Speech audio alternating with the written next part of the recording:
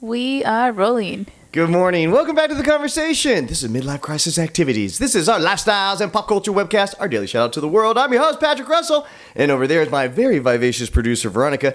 Together, we're here to lend our voices to the noise from a multi-generational perspective to help explain everything that's right and wrong in this world. Happy Taco Tuesday to you, Veronica. So you wanted to discuss your pet peeves with budget hotels today. Am I right? Yeah, and I wouldn't call it budget hotels because... Not just budget hotels? No, we have stay at nice, really nice hotels most of the time, and I still feel the same. Not as much as a budget hotels, but I mean, it's in general, per se. You know, I know where this is going. I know that you're a big germaphobe. So is that one of your major complaints with hotels? Yeah, ever since I remember back when when I started going out, right, and staying out of the house, probably 15, 16 years old, I'm like, I don't have to eat, but make sure that you take me to a nice hotel or make sure that I get a nice hotel, even if it was pricey and I have to kind of reduce other things, when traveling by myself or with friends. I remember the first conversation that we had about traveling and about hotels, and you did kind of tell me how picky you were. And then I learned a Spanish word. It was called fresa.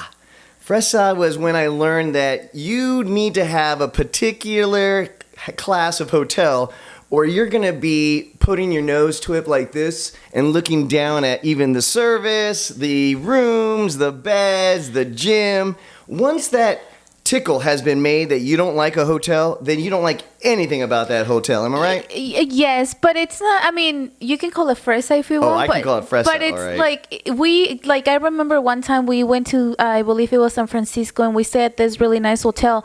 It was nice and pricey, but it wasn't like really what I was looking forward to, right? So I'm like, wait, we're staying here, and if you guys have gone to San Francisco, you guys know that most of the hotels within the town center per se, they're pretty old. So right? I have to tell the audience this. Yes, they're very old, and most of them are very nice. And I think it was the Ritz Carlton that we stayed at. Here's the sing-song that I have with her. Wow, this is a pretty nice place, huh? I've been to better. Every time. And we're talking about the Ritz Carlton. We're talking about... You didn't say that to the Naboo, though, did you? Oh, no, that was another... I mean, yeah, we stay at the Naboo in Malibu. That was a different level. And we actually encountered one... I even forgot. I don't think it was like a huge star. But it was someone within the media, right? Like a big actor. Yeah, it was the one place that we had been to where I would say, wow, this is a really nice place. And you didn't respond with, oh, I've been to better. Well, that was our, when you proposed me. Well, That's right. kind of like after proposing me. That was right leading up to it. Yeah. So, once again, I have this in my head, and it's all the time, washing my hands. I even tell Patrick, I don't see him washing his hands. And I'm like, did you wash your hands? She's very... OCD about it. Pretty much any time an about 5-minute interval goes by, if her hands become part of her attention, she has to wash her hands before she does so. But I think that's I think it happens to a lot of people. Like I think the so same too, especially now with COVID. The same as you have your the things that you don't probably like or the things that you do. Pet peeves. Yeah, it's the same for me. Like I like washing my hands. I like cleaning things and I don't know, just hotels. And what's the other thing speaking about the engagement, so we had a couple of trips leading up to us getting married, and one just happened to be a late night holdover driving into, I think it was Barstow, and it was a Holiday Express. We were really tired. It was a long day, and I understood why she asked the question. I didn't understand the follow-up question. The question was, we get to the desk, it's a night clerk, 11 o'clock at night. Veronica asked, do you have room service? To which the clerk says, no, sorry, man, we don't have any. That was fine. It was the next question that really took us for a loop. Why not? To which the clerk looked at her as if she was from Mars. Lady, I just work here.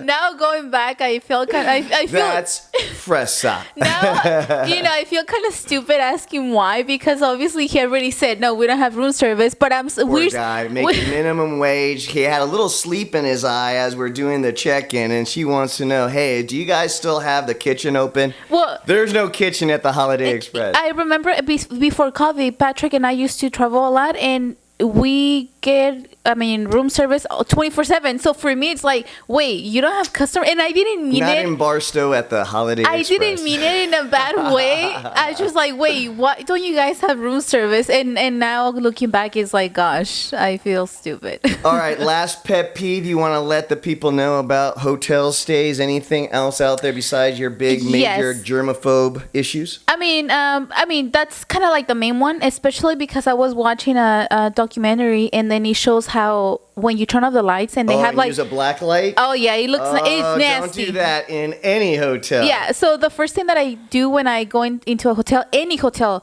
expensive, not expensive, like I kind of pull up the what is it, the comforter that they have, The comforter. the blanket, and I'm like, is it clean? It looks clean, okay.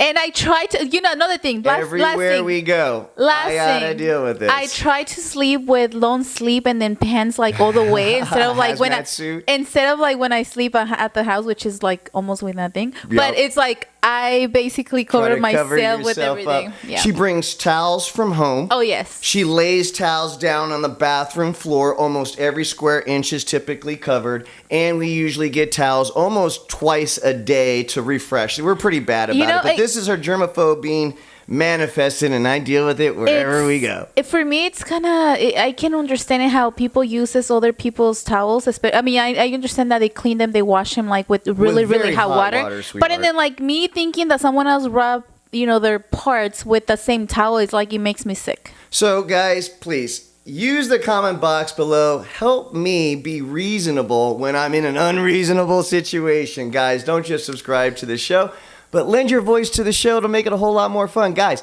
no matter what comes your way today, no matter what obstacles or challenges you may face, you just need to remember one thing. Give 'em hell. Have a great Taco Tuesday, guys.